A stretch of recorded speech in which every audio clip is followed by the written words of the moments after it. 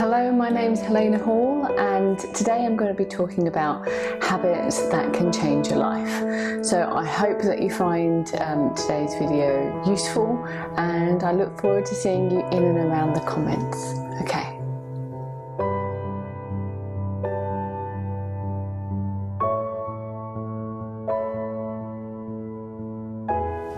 So for me, it's really important to always be looking for personal development, and that's why I've done and I've tried a lot of different things over the years. So today's video is just honing in on habits that I believe can really change your life, and whether that's you want to have more money, more happiness, health, success, love, excitement, whatever that might be, there's definitely a strategy that can get you there.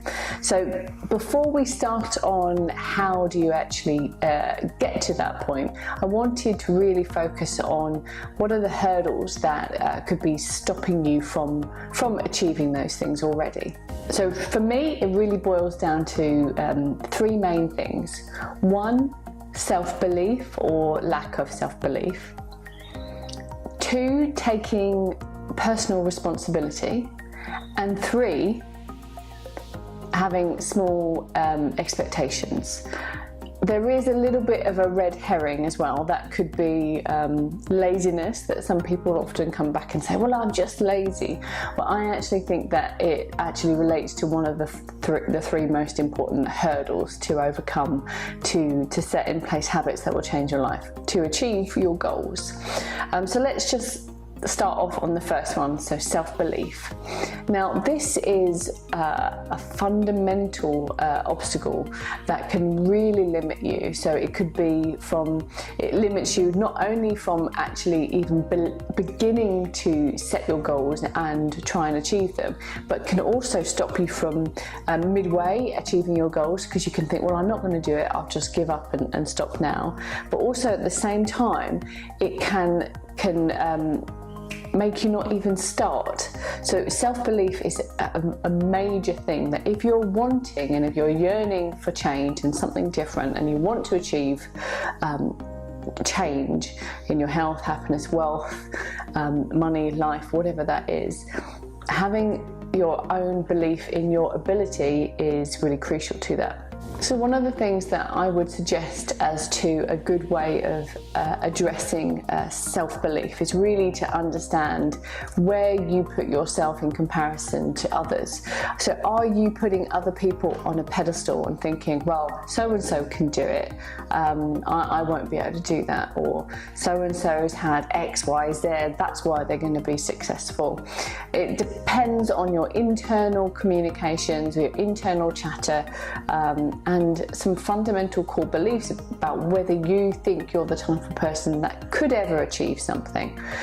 So I think a first step, or I believe in from what I've experienced to date, is really trying to get to the bottom of what is your core belief. So it's really about reflecting inwards and thinking, okay, why am I thinking that? How did I get to think that? Where has that come from? What incident or what triggered that point where that belief came about? I'm really trying to dig deep and see, where did that initial lack of self-belief or putting somebody else on a pedestal come from? Once you take some time to reflect, and yes, it does take, it doesn't take a huge amount of time, but it takes effort to actually face those internal thoughts that perhaps you've been avoiding or you haven't even considered addressing. So look inwardly and think, is there anything that's been holding me back? Is there something that has that I have put a limitation on myself, or where I'm thinking, okay, so-and-so is better than me at this, there's no way I can do that. Dig a little bit deeper and see whether there's something that's that could be a trigger point or a reinforcement of that scenario. So it could be that you say, well, I never achieved X because of X, Y, Z, and I can prove that that's the fact because of X, Y, Z.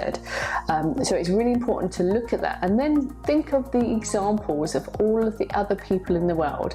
And I can guarantee you there's people who are in the same situation as you, worse situation with you, with less opportunities than you, that can still achieve what they're looking to achieve.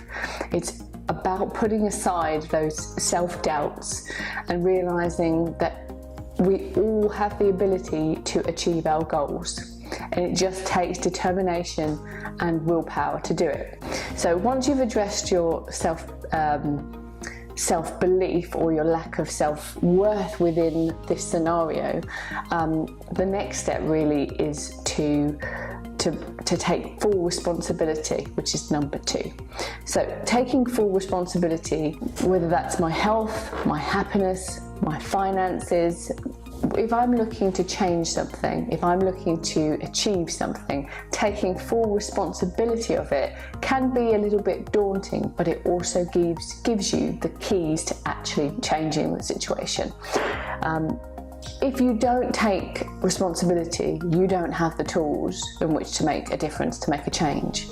If it's somebody else's fault, if it's somebody else has done something, or it's a circumstance that happened which was not your responsibility, it's very difficult then to achieve success if it's not within your responsibility.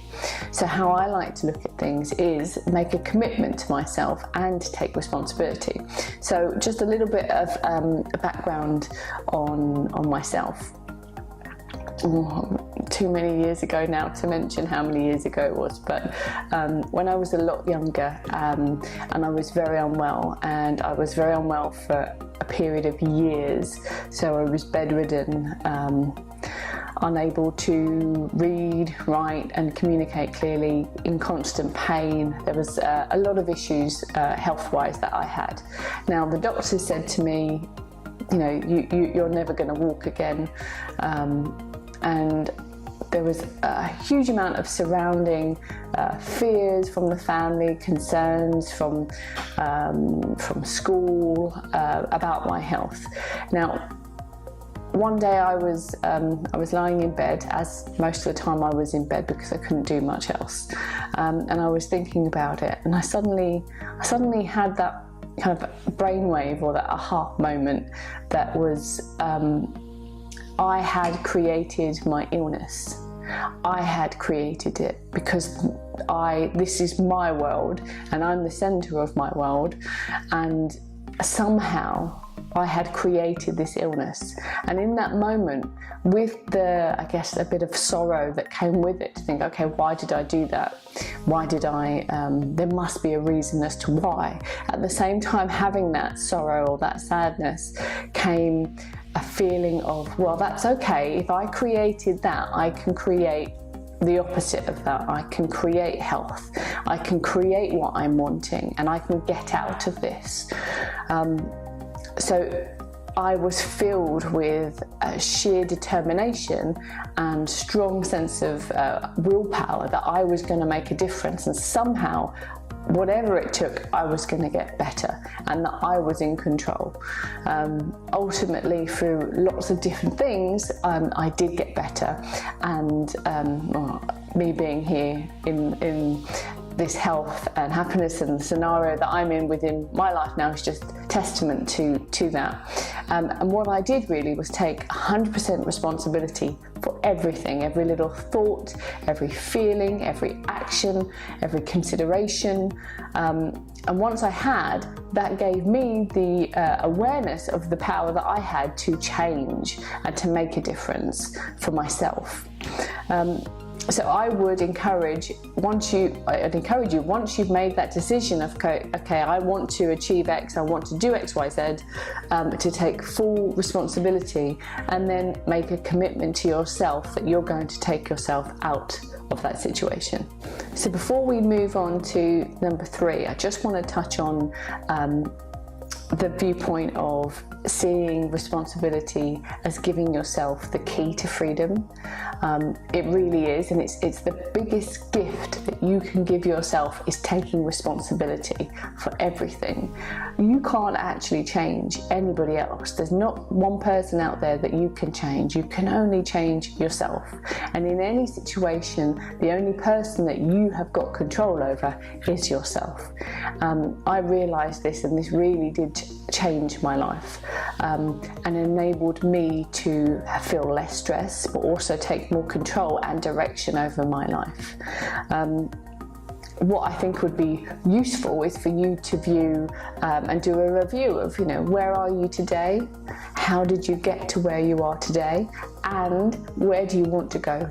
What's your future? What are your goals? What do you want to be in your tomorrow? And then making that commitment that you got yourself to where you are today, and that means you can get yourself to where you are or where you want to be tomorrow. So the third and final hurdle really is small expectations.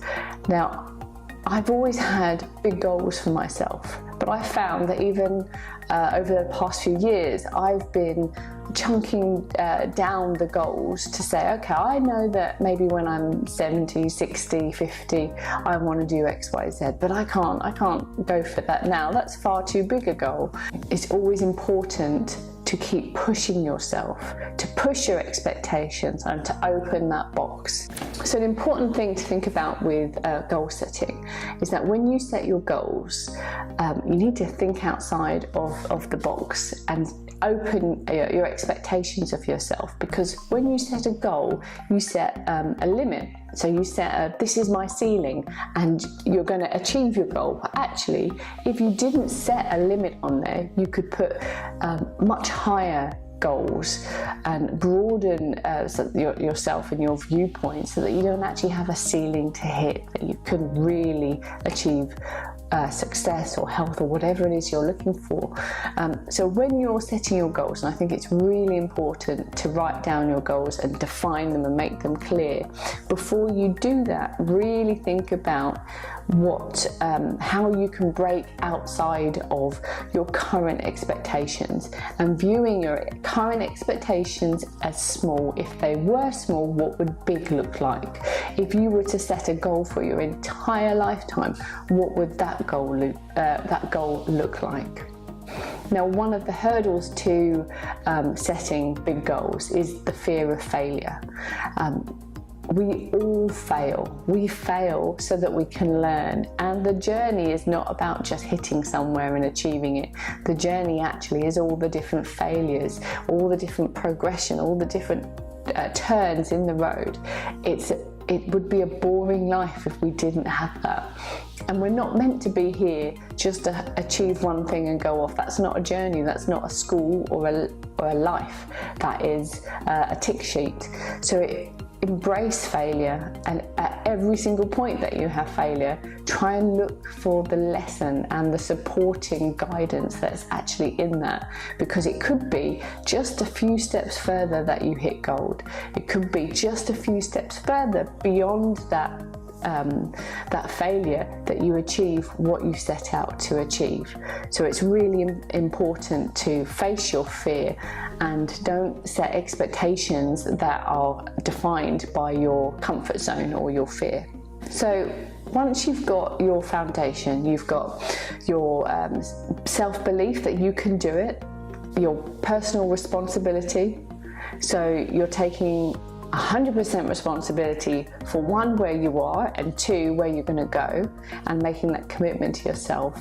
And then three, you're expanding your expectations of what success or happiness or whatever it is you want looks like, so that you don't set a small goal for yourself, that you actually set something that you can achieve and that you can continue to achieve and build upon as time goes on, that you're not hitting a ceiling as you go through it. So once you've got those, it's all about taking action, and it's about defining those goals. So reflect, take some time to sit down and think, actually, what do I want to achieve in life? Quite regularly I like to set goals, but I always do it at the end of the year before the new year, and then I regularly look at the goals as I'm achieving them, and set new ones for myself.